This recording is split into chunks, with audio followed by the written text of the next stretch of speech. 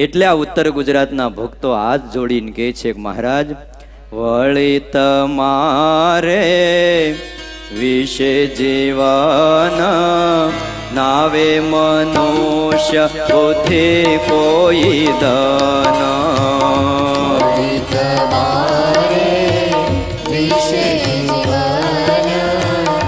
હે મહારાજ તમારામાં મનુષ્ય બુદ્ધિ અમને આવે નહીં નાવે મનુષ્ય બુદ્ધિ કોઈ ધન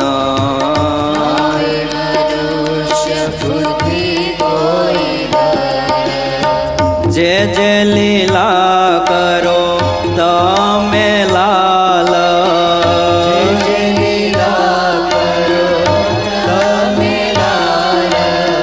જે જે લીલા કરો તમે લાલ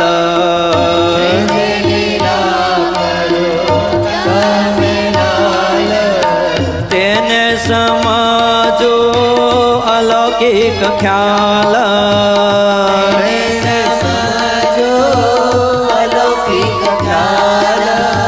તેને સમજો અલૌકિક ખ્યાલ વળી તમારે વિશે જીવન નાવે મનુષ્ય બુદ્ધિ કોઈ ધન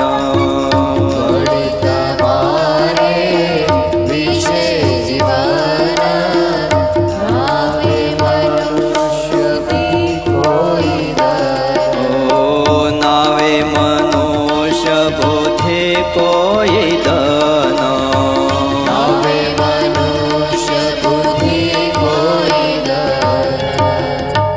ઘણી વખત સાચા હીરા કરતા નકલી હીરા વધારે હારા લાગે છે આ તો ખબર પડી કે આ સિન્થેટિક છે બાકી તો બહુ હારા લાગતા હતા નહોતા લાગતા કેટલી કિંમત આવતી હતી કારણ આપણે ઈ લાયનના નથી કાઠિયાવાડના છોકરાને કેતા રત્ન કલાકારને ખ્યાલ આવી જાય પણ એને ખ્યાલ ન આવ્યો બોલો આ તો હમણાં ખબર પડી એટલે હવે બીતા ફરે છે હવે તો ભાઈ ભાત ખાતા પહેલા વિચાર કરવો પડે છે એમાંય સિન્થેટિક આવી ગયા બોલો હું ખવડાવી દે લોકો ઈ ખબર નહીં બોલો પ્લાસ્ટિક ખવડાવી દે હે આપણે સામાન્ય માણસ હીરા મોતીને નથી પારખી શકતા તો આપણા જેવા થઈને આવેલા ભગવાન કેવી રીતે પારખી શકાય વિચાર તો કરો એક સામાન્ય હીરાને જો ન પારખી શકતા હોઈએ તો અનંત હરિવર હીરલો કીધો છે હે આ તો કઈ અદ્ભુત છે આ મૂર્તિ એને કેવી રીતે પારખી શકાય આખું તત્વ જુદું છે એને ઓળખવાની દ્રષ્ટિ પણ જુદી છે રામને ઓળખવા હોય તો દ્રષ્ટિ હનુમાનજીની જોઈએ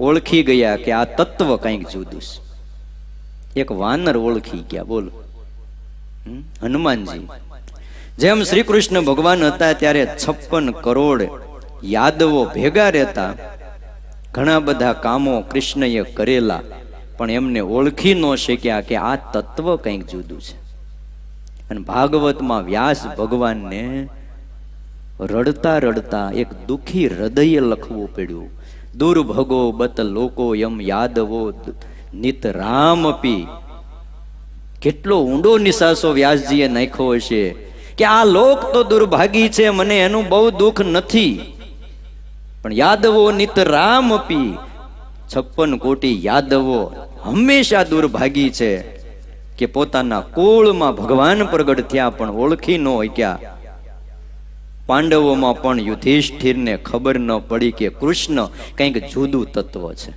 હે ભગવાન છે એવી ખબર પડી નહીં કારણ કે તેઓ એવું સમજેલા કે આપણે મામા ફોઈના ભાઈઓ છીએ આ પાછું બહુ નડે એમાં શું લાંબુ સમજવાનું હે યુદ્ધ પૂરું થયા બાદ એ યુધિષ્ઠિરને એવું થયેલું મારું કલ્યાણ નહીં થાય મેં બહુ હિંસા કરી અર્જુનને તો એના કરતા પણ વધારે હિંસા મહાભારતના યુદ્ધમાં કરેલી.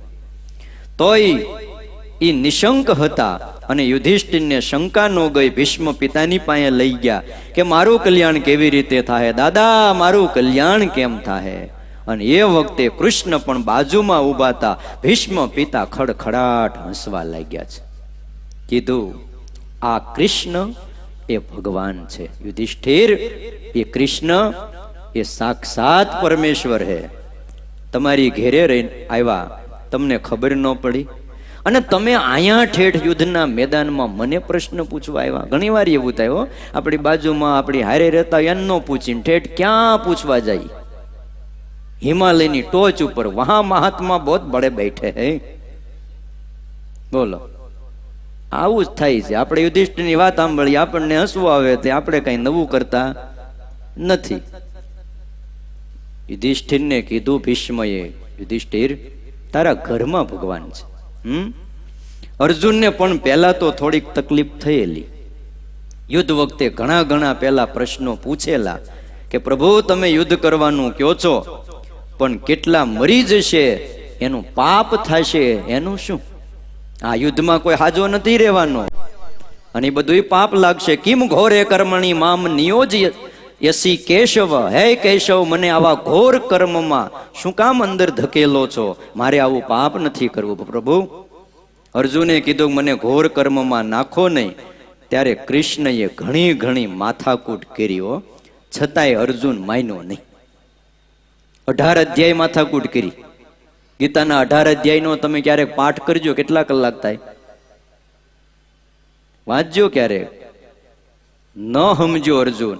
ભગવાનને થયું કે કથા વાર્તાથી ખોટો ટાઈમ બગડે છે, એટલે એને કીધું હું કોણ છું અર્જુન, તારે જોવું છે? હાલ હું તને દિવ્ય આંખ આપું. દદામી દિવ્ય ચક્ષુંતે પશ્ય મે યોગેશ્વરમ. હે અર્જુન, તું મારા વિરાટ સ્વરૂપને જો. અને આટલું બોલતાની સાથે પરમાત્માએ વિરાટ સ્વરૂપ ધારણ કર્યું. હજારો મસ્તક, હજારો હાથ, અને આવું વિરાટ સ્વરૂપ જ્યારે બતાવ્યું અને દિવ્ય આંખ આપી, ત્યારે હાથ જોડ્યા. ગભરાઈ ગયો કે આવડા મોટા ભગવાન, ઓહો હો, અને હું આમની આરે જીભા જોડી કરું? પોતાને ઓળખવું પણ મુશ્કેલ પડેલું, પણ ભગવાનને બતાવ્યું ત્યારે ખ્યાલ આવ્યો. અને ઓળખાય ત્યારનો આનંદ કંઈક જુદો હોય છે. હા, આપણે હારે રહેતા હોય પણ ન ઓળખાય, પણ જ્યારે ઓળખાય ત્યાર પછીની વાત આખી જુદી હોય છે. નજીક હોય તો પણ શું ફાયદો જો ઓળખાય નહીં તો? માટે ઓળખતા આવડવું જોઈએ.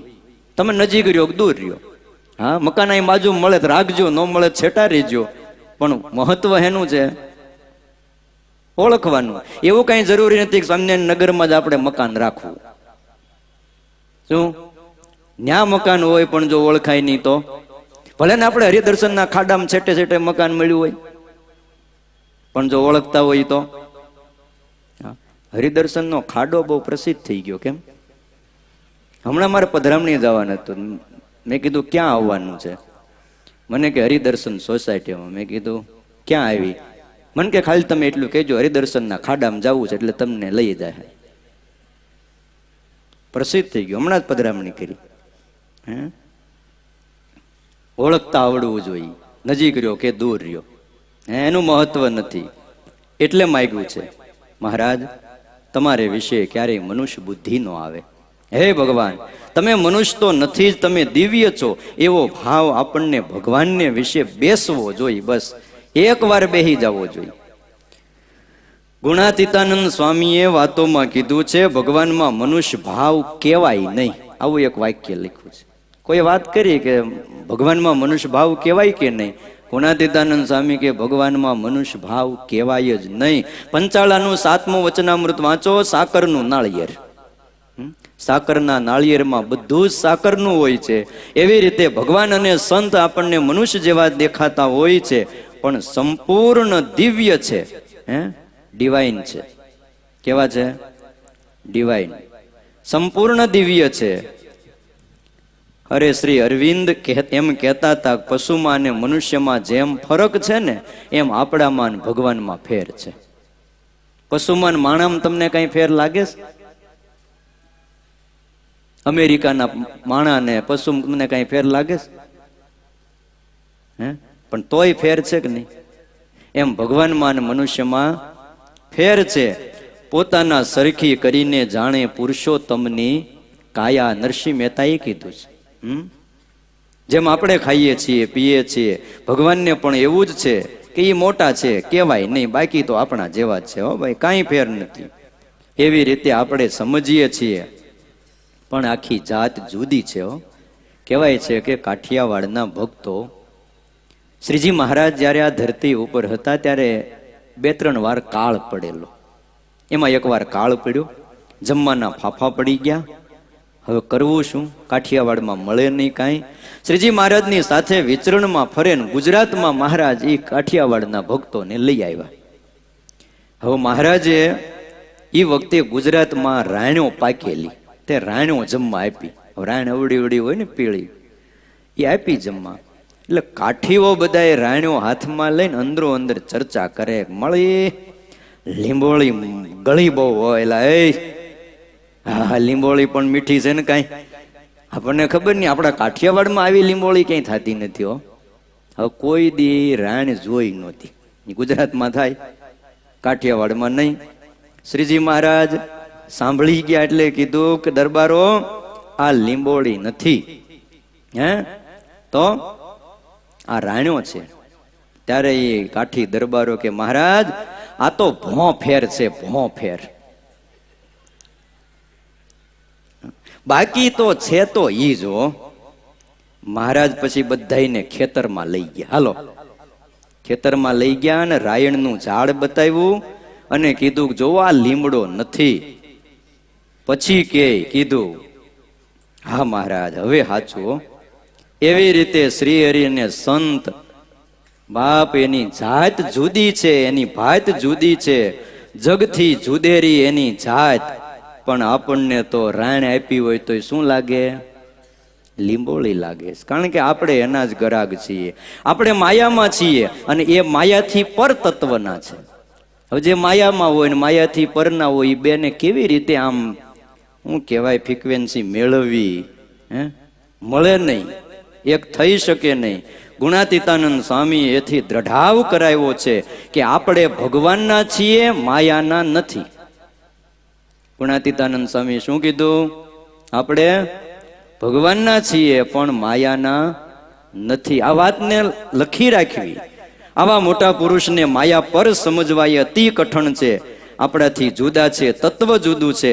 સમજણ આવે તો કેફ અને વર્તન આપણે આખા ફરી જાય. જો એક સમજણ આવી જાય તો. હવે આપણી બાજુમાં સમજો ને કોઈ મિનિસ્ટર બેઠા હોય અને ખબર જ ન હોય તો કેફ નો આવે, આનંદ નો આવે. અને ખબર પડે કોઈ બાજુમાં જરા કોણી મારીને ક્યાં બાજુમાં બેઠા ને મિનિસ્ટર છે, તરત સ્તબ્ધતા સવાઈ જાય. આમ સ્તબ્ધ થઈ જાય. પછી તો આમ વારે વારે આમ ત્રાહી નજરે જોતા રહી. હા, તરત ઊભા થઈ જવાય. જેના માટે લાયસન્સ લેવા જતો તો ઈ જ છે. બદલાઈ જાય બધું, ભાવ ભરી જાય. આપણને લાગે કે આ સામાન્ય છે, ખાલી સ્થાન જ ગ્રહણ કર્યું છે. પણ એ સ્થાન નહીં, પણ આખું સ્વરૂપ જ પરમાત્માનું અલૌકિક છે. એ સંતનું સ્વરૂપ પણ આખું અલૌકિક છે. લૌકિક મહિમા બધો જો આટલો બધો ખબર હોય તો પણ ખબર પડે કે આપણાથી જુદા છે, તોય મોટા લાગે છે. તો ભગવાન અને સંત એની તો આપણે શું વાત કરીએ કયો? અરે 2 હાથીનો ગરાસિયો હોય ને, 2 હાથીનો ગરાસિયો, 100 વીઘાની જમીનદાર એને 2 હાથીનો ગરાસિયો કહેતા. કેટલી? 100 વીઘા નો જમીનદાર ભાવનગર નરેશને ત્યાં એકવાર ગયેલો. હવે ભાવનગર નરેશ એ વખતે હોકો ફૂંકતા હતા. પેલા રાજા દરબારો હોકા બહુ પીતા અને લાંબી નાળ રાખે. પાછું લખ્યું હોય વ્યસનથી છેટા હારા, આઘું હોય, એની નાળ જ મોઢામાં હોય. હવે એ વખતે મોટી લાયન હોય. બાપુ હોકો પીતા હોય ને પછી એવો રિવાજ, બાપુ પહેલી ફૂંક મારે ઈ નાળને, અને પછી ઈ નાળ વાળા ફરતી દરબારો લાઈનમાં બેઠા હોય એ બધા એક એક આમ ફૂંક મારે. હવે એમાં 2 હાથીનો ગરાસિયો, એનો 20 થી 25મો નંબર હતો. જો વિચાર કરો, 100 વીઘાનો જમીનદાર, એનો નંબર 20 થી 25મો હતો. લાઈનમાં બધા બેઠેલા. પછી એને 2 ફૂંક મારી, આમ લાઈનમાં આવી ને નળી, અને ભાઈ કેપ ચડી ગયો એને. પછી તો કોઈને ગણે નહીં. ઈ ગરાસિયો પાટું મારે. કોઈએ પૂછ્યું કે આ હું ફાટ્યો ભાઈ ફૂલો ફરે છે? ત્યારે એને કીધું, ભાઈ 1800 પાદરનો ગામ ધણી વજેસિંહ બાપુ, એનો હોકો પીને આવ્યો છું, એનો હોકો. કેપ ચડી ગયો. પેલા એને 2 ફૂંક મારીને પછી મને ફૂંક મારવા દીધી. આહા, કેપ ચડી ગયો. એઠી ફૂંક હો. અરે એનો આટલો મહિમા, ભાવનગરનો નરેશનો મહિમા જો આટલો મોટો હોય તો આપણને મળેલા આ ભગવાનને, આ સાધુ, એનો મહિમા કેટલો બાપ. હે, આખી જિંદગી ઓલા ગરાસિયાને કેપ નો ઉતર્યો. બોલો, જ્યાં જઈને વાત કરે, વજેસિંહ બાપુની ફૂકેલી ઈ નાળ મેં 2 ફૂંક મારી દીધી કે. હા હા, વિચાર તો કરો. વર્ષો પહેલા કહેવાય છે કે માઇકલ જેક્સન મુંબઈમાં આવેલો. એને જોઈને એમ કહેવાય છે કે 2 જણા બેભાન થઈ ગયા હતા. જોયો નહોતો પણ એકવાર જોયો, ત્યાં એટલું બધું આમ થઈ ગયું. આમ કેમ? તો કે આપણા કેટલા મોટા ભાગ કે માઇકલ જેક્સન આપણને ઘેર બેઠા મળ્યા છે. એટલે આપણે તો કઈ અમેરિકા જઈ ન શકીએ, પણ અહીંયા બેઠા આપણને મળ્યા. એનો આનંદ કેપ. બેભાન થઈ ગયા, ડોક્ટરને બોલાવવા પડ્યા. વિચાર તો કરો. એક વ્યક્તિને જો માઇકલ જેક્સન ભેટ્યો તો એમ કહેવાય છે કે 1 અઠવાડિયા સુધી એને કપડાં ન કાઢ્યા, એવું એક ઇતિહાસમાં લખેલું. અમેરિકાથી આવ્યો હોય છે ને કોકને વળી ભેટ્યો, 1 અઠવાડિયા સુધી. ઓલો ઘરનું માણસ કે ભાઈ કાઢને હવે મેલા હડતા જેવા. નહીં, માઇકલ જેક્સન મને ભેટ્યો. કેપ ચડી ગયો. બોલો. એટલે ભાઈ આ સાધુ આપણને મોઢામાં ભેંડા આપે, માથે હાથ મૂકે, વારે વારે ભેટે. તમને ભેટા દે છે નવા વર્ષે. તમે કેમ કર્યું? કપડા બદલ્યા કે નહીં રાખ્યા? ભાઈ આ તો માઇકલ જેક્સન જેવા થોડા. ઓલાને કેપ ચડી ગયો. આ મહિમા હોય તો કેપ ચડી જાય છે. આપણે જ્યારે જ્યારે વિચારી છીએ ને, વિચારો કરો, ખબર પડે કે આ બધા જ વ્યક્તિઓ દરેક પ્રકારના કુલક્ષણે ભરેલા હોય છે. ખાલી કુદાકુદ કરતા હોય છે, છતાં પણ એનો આટલો બધો મહિમા. ત્યારે આપણે વિચારવું જોઈએ, આપણને આ સાધુ બોલાવે તો કેટલો કેપ ચડવો જોઈએ. હે, કેટલો કેપ ચડવો જોઈએ. સારું છે કયો, બેભાન નથી થઈ જતા. બાકી જો મહિમા સમજાય ને તો ગુણાતીતાનંદ સ્વામી એમ કહેતા, ગાંડા થઈ જવાય, ગાંડા. લ્યો, આ વાતું કોઈ વાંચે, આ વાતુને કોઈ અંતરમાં ઉતારે તો બ્રહ્મરૂપ થઈ જાય, સંસારનો રેય નહીં. વિચાર તો કરો. જેવી રીતે ભગવાનનું સ્વરૂપ નિર્દોષ છે, એવી રીતે સાધુનું સ્વરૂપ પણ નિર્દોષ છે. એ માયાના નથી, માયા પરના છે. એવું આ ગુણાતીત સત્સંગ શિબિર 7માં 1 મજબૂત કરો. હે, એ આપણે દ્રઢ કરવાનું છે. આ માયા પરના છે અને આપણને માયા પર થવા માટે આ સમુદાય મળ્યો છે. હા, કેપ જુદો થઈ જાય હો. લોકોને લૌકિક કેપ પણ બહુ ચડતો હોય છે. કહેવાય છે ગાયકવાડની કચેરીમાં બેસવા ન મળે. કારણ કે એ ગાયકવાડનો મહિમા એવો છે, લૌકિક મહિમા છે. ઘણી વાર તો એ પરાયણે પણ રાખવો પડતો હોય છે, પણ ભગવાનનો મહિમા છે એ સાચો મહિમા છે. લૌકિક મહિમામાં આનંદ રહે છે, એવો અલૌકિક મહિમામાં નથી આવતો. બેહવું પડે એવું થાય તો મહિમા ખૂટે છે. વિચાર તો કરો, સામાન્ય પોસ્ટમેનનો મહિમા હોય, અરે રજીસ્ટ્રેશનનો મહિમા હોય કે ભાઈ પોસ્ટમેન કંઈક લાવ્યો છે એ ખોટું જ ન લાવ્યો હોય, અને આપણે એ ટપાલ આપી દઈએ, આપણે નક્કી જ હોય કે ભાઈ આ મળી જ જાય છે. એમાં રજીસ્ટ્રેશન કર્યું હોય તો નક્કી જ છે. પછી આપણે નિશંક હોઈ જઈએ કે ભાઈ જેને મોકલી છે એને ટપાલ વસ્તુ જે કાંઈ છે એ મળી જાય છે. આપણને એટલો વિશ્વાસ છે. ભગવાન અને સંત મનુષ્ય જેવા લાગે છે એ મનુષ્ય નથી, ફક્ત મનુષ્યનો વેશ લીધો છે. બાપ એ તો રોલ ભજવે છે.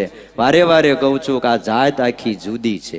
આટલું જો સમજાઈ જાય ને તો શિસ્ત આવી જાય. એની આગળ ઊભા હોય, બેઠા હોય, બોલતા હોય, ચાલતા હોય, કાંઈ પણ લેવા દેવાનો પ્રસંગ હોય, આપણી અંદર શિસ્ત આવે તો સમજજો કે એ મહિમા છે, અને શિસ્ત ન હોય તો મહિમા ઘટે છે. સમજ્યા નથી. આવા સંતને જો સાચા સમજ્યા હોય તોય કેટલો ફરક પડે છે. આપણે સરપને સરપ જાણ્યો છે તો કોઈ દિવસ વિચાર ન થાય આ નવું વરસ છે, કોઈ દી કીધું આવો સરપભાઈ આવો બેહવા આવો ને ઘરે ચા પાણી પીવા આવો, કીધું કોઈ? આમાં કોઈ કીધું હોય જરા ઊંચી આંગળી કરો. વાઘને કીધું વેલકમ, હે આવતા રહ્યો, નવું વરસ છે, ભાઈ બીજ છે, કોઈ બેને કીધું વાઘભાઈ ને આવો ને ભાઈ હારામ હારી રસોઈ બનાવો, જમી જાવ ને એકવાર. જાણીએ છીએ સ્વપ્નમાં આવે ને, સ્વપ્નમાં સિંહ તો એ ખાટલા ઉપરથી હેઠા પડી જાય. ક્યાંથી? ખાટલા ઉપરથી. કારણ કે આપણે સુષુપ્તિની અંદર પણ એક નિશ્ચય કર્યો છે કે આ સિંહ છે અને આ સર્પ છે. સર્પ એટલે આવો જ હોય ને સિંહ એટલે આવો જ હોય. એવી રીતે ભગવાન અને સંતનો નિશ્ચય થઈ જાય ને એનું સ્વરૂપ સમજાઈ જાય કે આ માયા પરના છે. પછી સુષુપ્તિમાં હોય, સ્વપ્નમાં આવીને પણ કોઈ આપણને ડોલાવા માગે, આપણી બુદ્ધિને હલાવવા માગે, પણ એકવાર સમજાઈ ગયું કે આ સ્વરૂપ તો માયા પરનું સ્વરૂપ છે, પછી એમાં મનુષ્ય ભાવ નો આવે. પહેલી કડીમાં પ્રશ્ન પૂછાયો છે કે મહારાજ તમારે વિશે અમને મનુષ્ય બુદ્ધિ ન આવે. બીજી પંક્તિમાં એનો ઉત્તર આવી જાય છે. માયા અમને ન વ્યાપે. માયા ક્યારે ન વ્યાપે? મનુષ્ય બુદ્ધિ ક્યારે ન આવે? તો એમ લખ્યું છે કે માયાના જે 3 ગુણ, એમાં જે તમો ગુણ છે, પંચભૂત અને પંચમાત્રા એમાંથી બને છે. પરમેશ્વરને યથાર્થ પરમેશ્વર જાણ્યા હોય પછી એ ભગવાનને વિશે કોઈ પ્રકારે માયિક ભાવ નથી. અને એ ભગવાન તો માયાનું કાર્ય જે 3 ગુણ એનાથી પર છે. અને જેને ભગવાનનો એવો દ્રઢ નિશ્ચય થયો એ ભગવાનની માયાને તરી ચૂક્યો છે. પહેલી કડી એમ કીધું ને મહારાજ તમારી માયા અમને વ્યાપે નહીં, જેને મળ્યા છે. એટલે મહારાજ એમ કહેતા કે જે મળ્યા છે તમને તે પાર છે અક્ષરથી. જેમને જે મળ્યા છે સાવ સરળ રસ્તો બતાવ્યો, સાવ સરળ. શું? એમને નિર્દોષ જાણીએ તો આપણે નિર્દોષ થઈ જાય. બસ લખ્યું વચનામૃતમાં કે ભગવાનને, ભગવાનના સંતને જો નિષ્કામી જાણે તો પોતે કૂતરા જેવો કામી હોય તો પણ નિષ્કામી થઈ જાય. મોટાને જો નિષ્ક્રોધી, નિર્માની, નિર્સ્વાદી, નિર્સ્નેહી માને પોતે પણ સર્વ દોષ થકી રહિત થઈ જાય છે. પણ જાણવામાં ફરક છે. ખરેખર જો જાણ્યા હોય તો વાત કંઈક જુદી થઈ જાય છે. આ સાધુઓ સભામાં આવીને બેહે, હાવ જુદા. સામાન્ય લાગે કે ન લાગે? હે? સામાન્ય લાગે, બહુ નવાઈ ન લાગે. પણ મંદિર ઉપરથી લાડીલા ઘનશ્યામ મહારાજની મૂર્તિ છે, એ મૂર્તિમાંથી મૂર્તિમંત ભગવાન બહાર આવે અને આપણને આ સભામાં દર્શન આપે તો અત્યારે ત્યાં છે પણ ત્યાંથી આમ ધારો કે હમણાં આવ્યા અને અહીં સભામાં બેહે દર્શન આપે તો આપણે છાપામાં આપી. હા, એક કોઈ ન્યૂઝપેપર બાકી ન રહેવા દે. વિડીયો ઉતારીએ, આ 2 વિડીયો વાળા ત્યાંથી વિડીયો લઈને બોલો આની સામે ધરી દે, હું વાટ જોઉં. પછી આના કોઈ આમ કેમ કર્યું, તરત જ એનું આમ મોઢું ફરી જાય, ફોટા પાડવા માંડે. ફોટા વાળા ન હોય 2-3 જણા તરત જ મોકલે, પછી જલ્દી જાયજો લાડીલા ઘનશ્યામ મહારાજ આવ્યા છે. હે, ફોટા પાડીએ, વિડીયો ઉતારીએ. પણ એના એ લાડીલા ઘનશ્યામ મહારાજ આ સાધુમાં રહ્યા હોય ને આપણને દર્શન આપતા હોય તો એવો કેફ આવે છે? હે?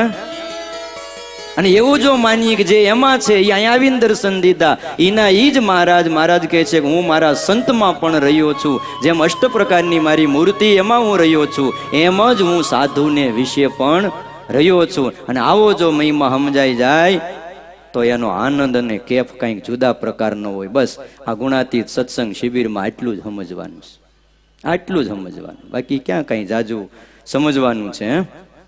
શ્રીજી મહારાજ ધરમપુરથી જ્યારે પાછા આવતા હતા, પાછા સુરત આવ્યા ને સુરતથી મહારાજ નર્મદાના ભાઠામાં બેઠા હતા.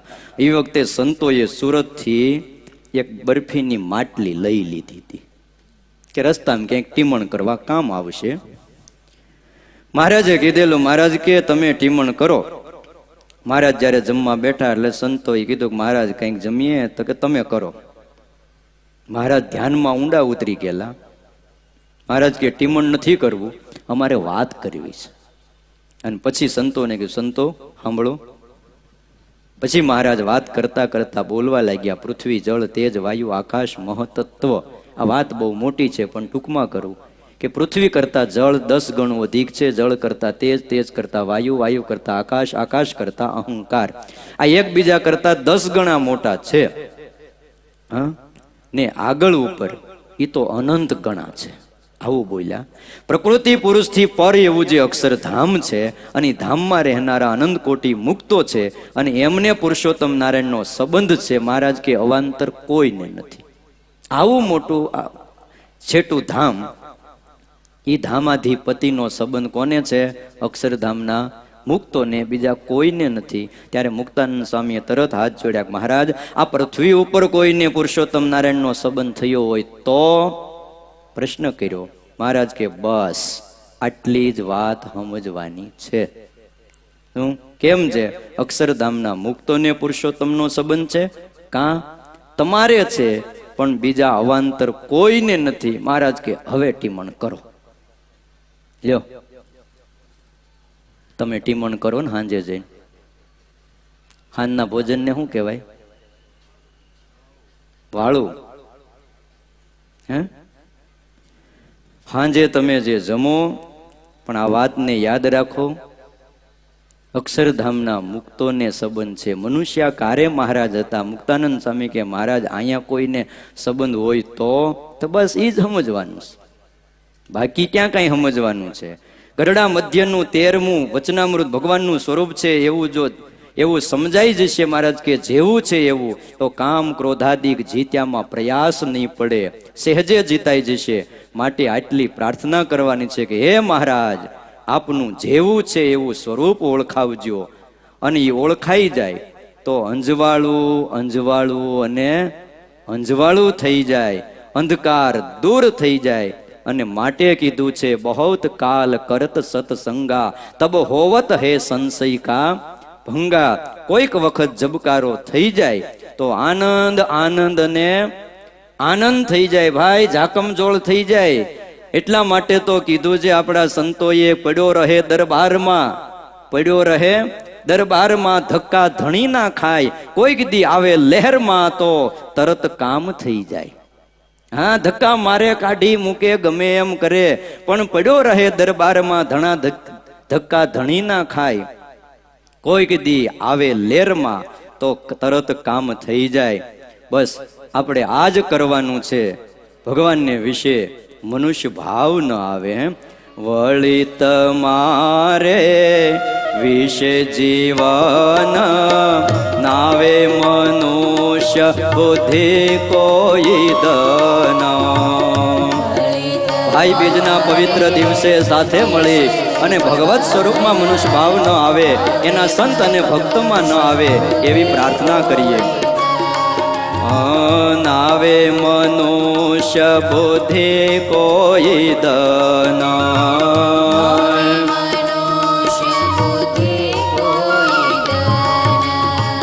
જે જે લીલા કરો તમે લાલ,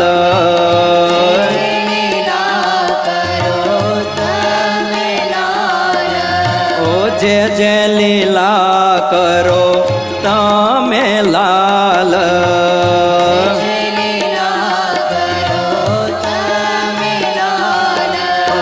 તેને સમજો અલૌકિક ખ્યાલ,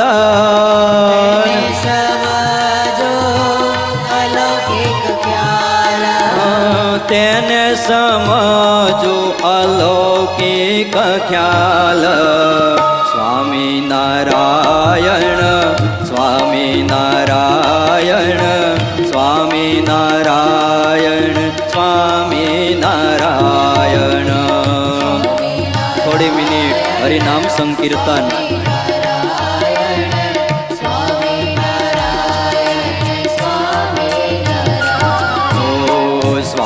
સ્વામિનારાયણ સ્વામિનારાયણ સ્વામિનારાયણ સ્વામિનારાયણ. સ્વામિનારાયણ સ્વામિનારાયણ સ્વામિનારાયણ સ્વામિનારાયણ. સ્વામિનારાયણ સ્વામિનારાયણ સ્વામિનારાયણ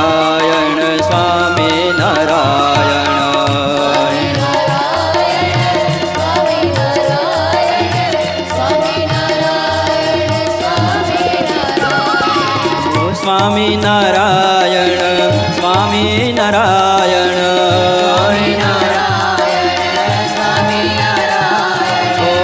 સ્વામિનારાયણ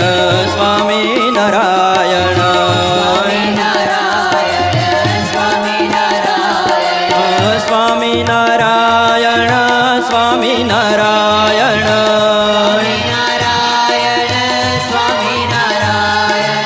સ્વામિનારાયણ સ્વામિનારાયણ સ્વામિનારાયણ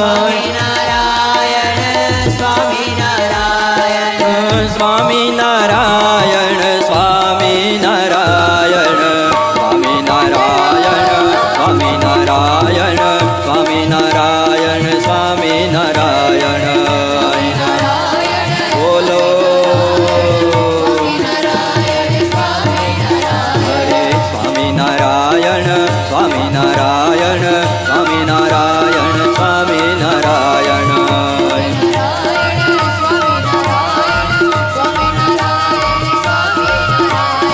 સ્વામિનારાયણ સ્વામિનારાયણ ઓ સ્વામિનારાયણ સ્વામિનારાયણ સ્વામિનારાયણ સ્વામિનારાયણ ઓ સ્વામિનારાયણ સ્વામિનારાયણ સ્વામિનારાયણ સ્વામિનારાયણ ઓ સ્વામિનારાયણ સ્વામિનારાયણ સ્વામિનારાયણ સ્વામિનારાયણ સ્વામિનારાયણ સ્વામિનારાયણ સ્વામિનારાયણ સ્વામિનારાયણ.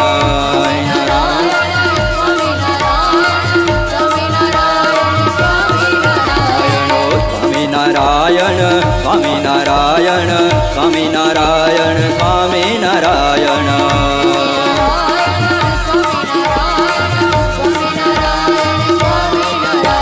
ઓ સ્વામિનારાયણ સ્વામિનારાયણ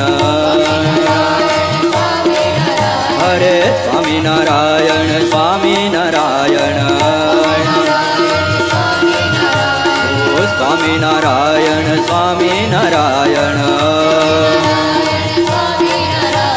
સ્વામિનારાયણ જય સ્વામિનારાયણ જય સ્વામિનારાયણ જય સ્વામિનારાયણ.